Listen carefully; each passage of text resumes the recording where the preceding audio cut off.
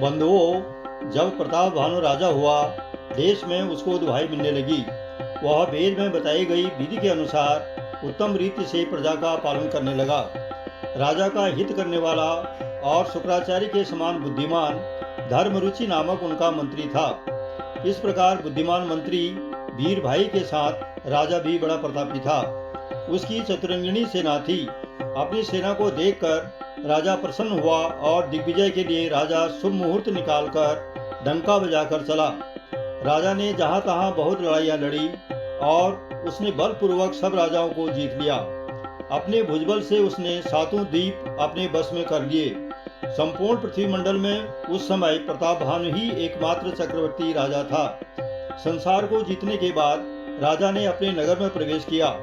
राजा अर्थ, धर्म, काम आदि सुखों का समयानुसार सेवन करता था। राजा का बल पाकर भूमि भी सुंदर कामधेनु हो गई और प्रजा सब दुखों से रहित हो गई।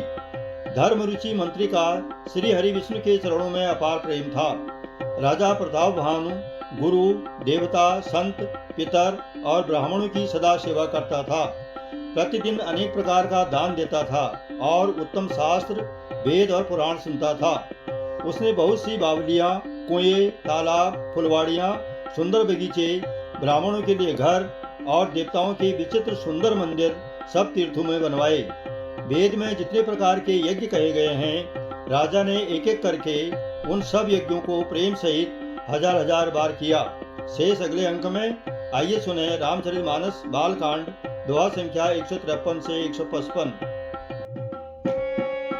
जब प्रताप रवि भउन फिरी दोहाई देश, राजपाल अति वेद विधि कतहु नहीं अगदेश।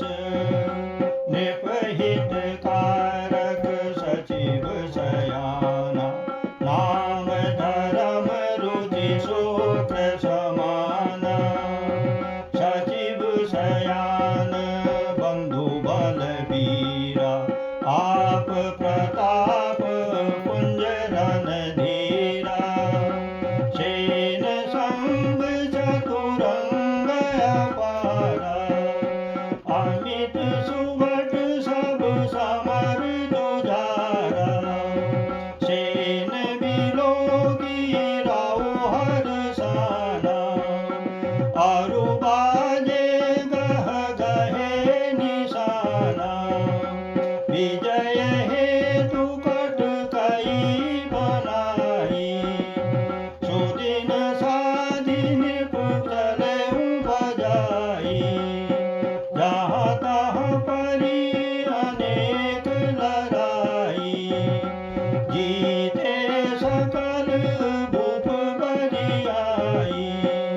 सात दीप भुज बल बस कीन, दय दय दंड छाड़ी नृप दीने। सकल अवनि मंडल तेहि काला, एक प्रताप भानु महिपाला। स्ववश विश्व करि बाहुबल, निज पुर कीन प्रवेशो। अरथ नरम कामादि सुख, सेवहि समय नरेशो। भूप प्रताप भानु बल पाई, कामधेनु भय भूमि सोहाई।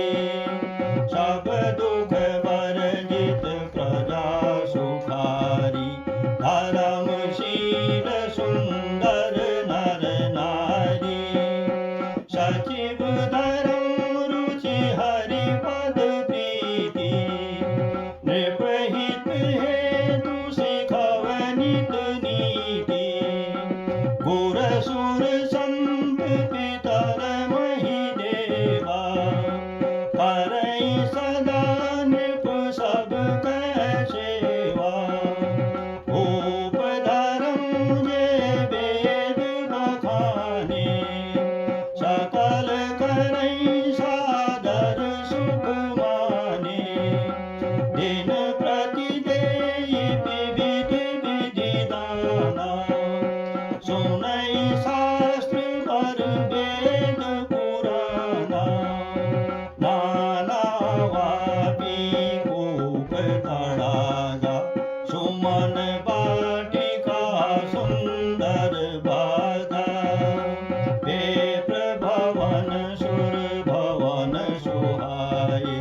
सब दीन